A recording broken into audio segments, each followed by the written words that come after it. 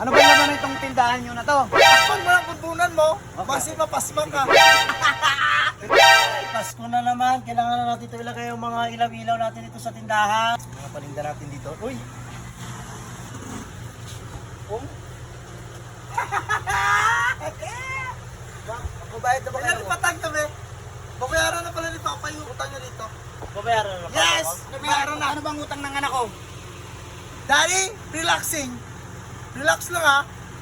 Lapit ka din rin, Daddy. Ano ba laman itong tindahan nyo na to?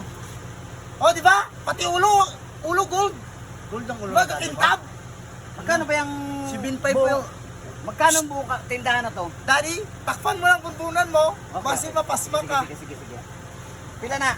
Natagang kong check eh. 7.5 po yung utang niya dito. 75? 7.5? Sila ka na 3.5 yung 7.5? Hindi ba may tubo kami yung interes? Daddy, hatagis ang cheque.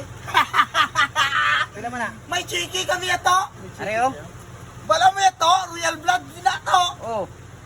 Ang ginapaligo sila ni Nature Spring. Liters po? Yes! Kita mo kakita pang ulo, di ba? Kita mo na? Wala ka dati ang sila. Di ba? Magkano Ang po pinatayo ang mo bayan na ng tindahan mo to, di ba? Iutang mo lang na to. Opo, giutang ko lang. Gusto mo bilhin ng dati ko yan? Bilhin ito rin. Pati lupa nyo, Oo. isaklob ko niya sa'yo. Di ba?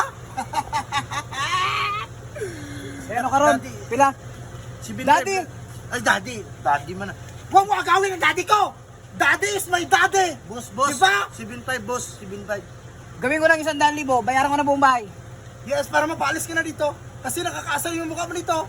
Nakalipat baran ako. Bilhin ni daddy mo buong bahay na. Yes! Ayaw mo pa? Choosy ka pa? Sige po, bilhin niyo na po. Oh, ito na. Oh, imo na. Bahala ka na magbutang. May cheque ka na ngayon. Di ba?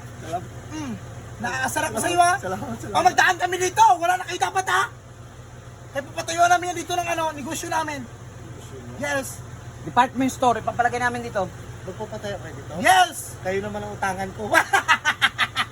Kung makautang ka,